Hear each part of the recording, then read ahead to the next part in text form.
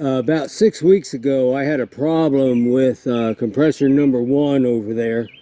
That morning, I started the compressor to offload some cars. It started off quiet, just like normal, nothing out of the ordinary. I walk away to start opening up some valves, and it starts to bang. It starts to make a terrible noise. It's banging, it's hitting, it's rattling. And in the 10 to 12 seconds that it took me to turn around and run back and shut it off, it did all this damage.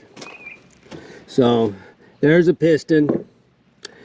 There's a piston shim, and this is a piston cap. Well, what happened, there are 4 of these 1/4-inch bolts, and they're a hex head. You can see they're a hex head in there. One of them snapped off, and that head was bouncing around in that 10 to 12 seconds that it ran. This is the cylinder head right here. So that piece was bouncing up and down there, and you can see all the damage that it did to the top of this piston. And then you can see all the damage it did to this cylinder head. And like I said, 10, 12 seconds. It could not have been more than 12 seconds.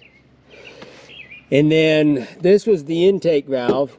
Of course, I've got 2 intake valves and 2 discharge valves. Well, this was the top intake valve, and it's been out in the weather for a while, but there was some metal flakes in here, but it wasn't bad.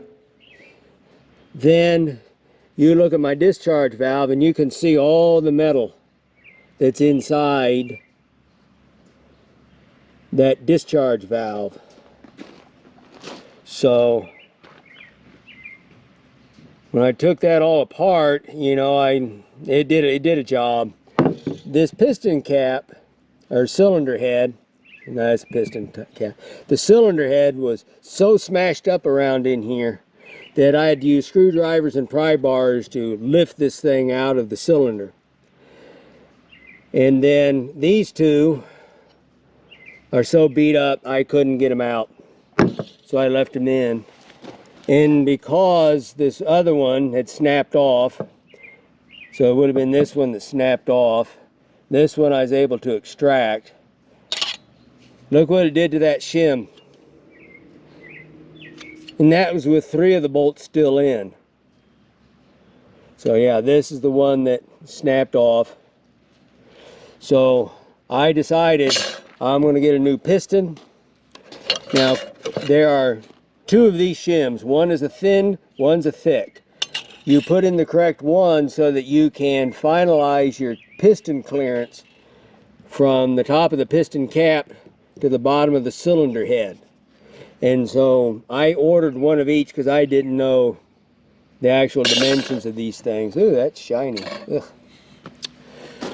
And so I also got a new lock nut.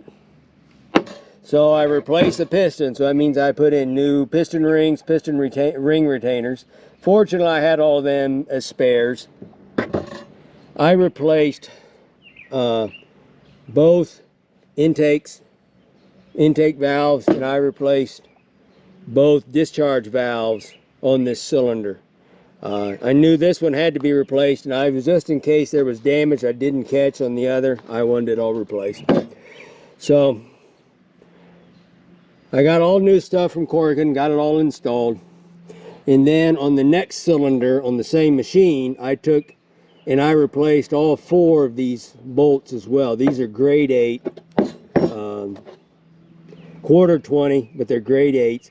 So I replaced all of them on the other one just to be safe. So it's amazing amount of damage that can happen in very little time. And you know, the question can arise is, why did it break? Well, sometimes parts just break. I know of no particular reason why it did, but that's why we always do maintenance, and that's why we assume all parts have a lifespan, so that we try to catch these things before they catastrophically fail or eat themselves up. So sometimes parts just break. So thought this might be a short little interesting video. Hope you found it informative, and helpful in some way. Thank you.